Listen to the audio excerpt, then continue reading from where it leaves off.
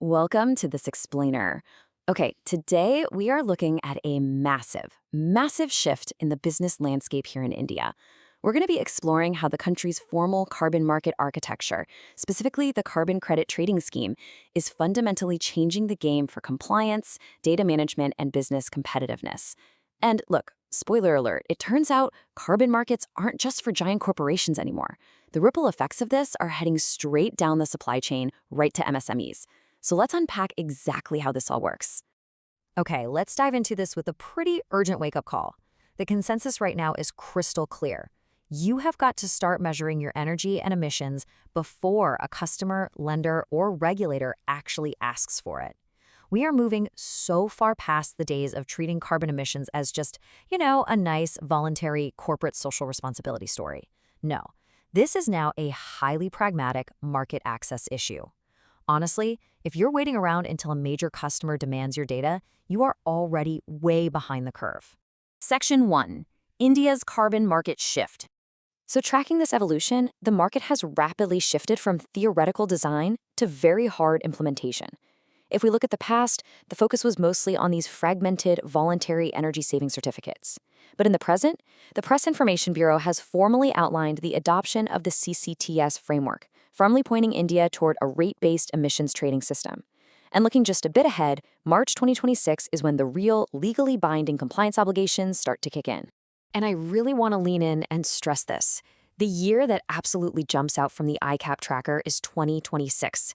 By March of that year, compliance obligations formally enter into force for 7 highly energy-intensive industrial sectors. The whole design phase? It's over. The implementation phase is here, and the clock is literally ticking. Section 2. Unpacking the CCTS. All right, so what is this new mechanism? The Bureau of Energy Efficiency clearly defines the carbon credit trading scheme as a framework where obligated entities must comply with prescribed greenhouse gas emission intensity targets in each compliance year. What's absolutely fascinating here is that this entirely transforms industrial carbon performance into a measured, regulated compliance asset. We're talking about a strict mathematical target based purely on emission intensity. And here is the core mechanic of the market: how meeting or missing your target directly impacts your bottom line. If a covered unit is cleaner than its target, making it an overperformer, it reduces its emission intensity below the prescribed level and actually earns carbon credit certificates. But if a unit is worse than its target, that underperformer will literally need to go out and purchase or surrender equivalent certificates based on their exact shortfall. So your performance against that target literally dictates whether you are earning assets or paying penalties. Now, what's really interesting about this slide is how it clearly separates two entirely different instruments that people constantly mix up. You cannot confuse the CCST with the Green Credit Program. They are not the same thing. The Green Credit Program is over here, focusing on broader, more general environmental action credits.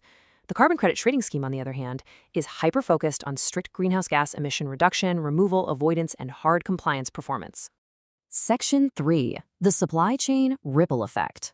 Now, I know what you might be thinking. Hey, I run a medium-sized enterprise. I'm not one of those massive, obligated entities in the energy-intensive sectors.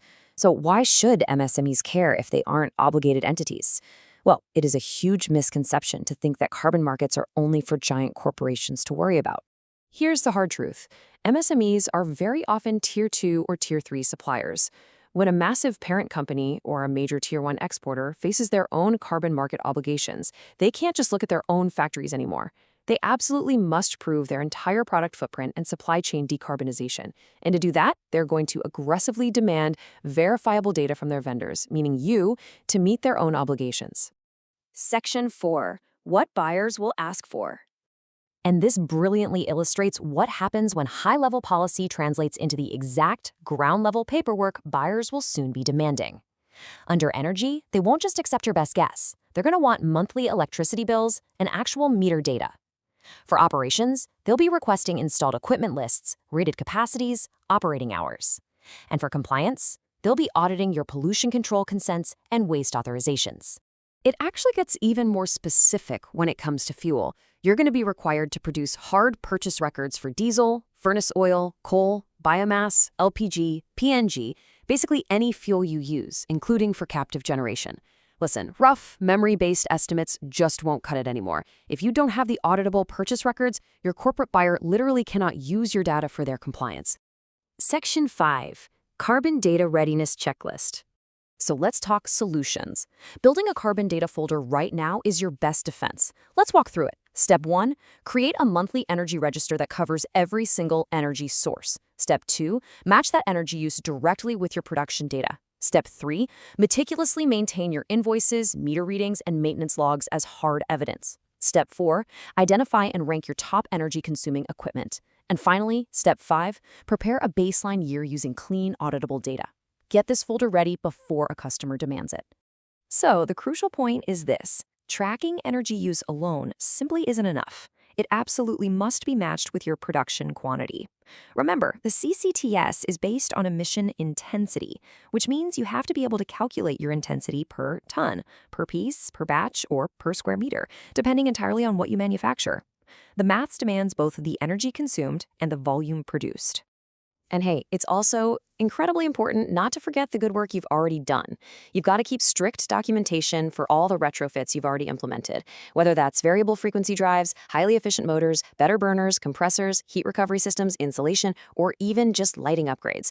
Evidence of these already implemented energy efficiency measures is absolutely vital for making credible carbon claims moving forward. Section 6. Costly mistakes to avoid. All right, we need to talk about some major red flags to watch out for.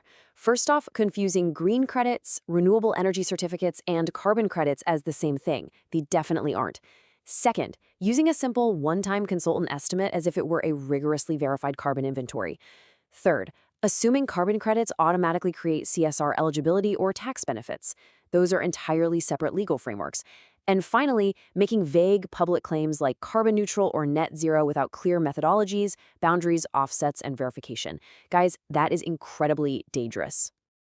Let's move to and see how this builds into perhaps the most technical, yet shockingly common mistake, ignoring the production denominator.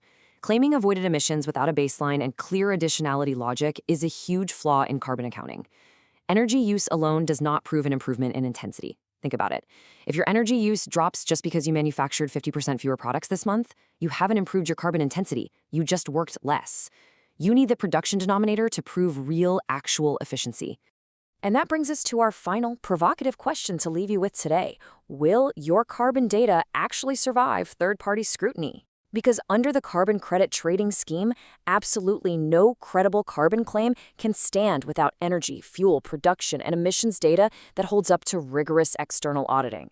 The timeline is locked in for 2026. The supply chain is waking up right now. The time to start building your verified data folder is today. Thank you so much for joining me on this explainer, and I'll catch you next time.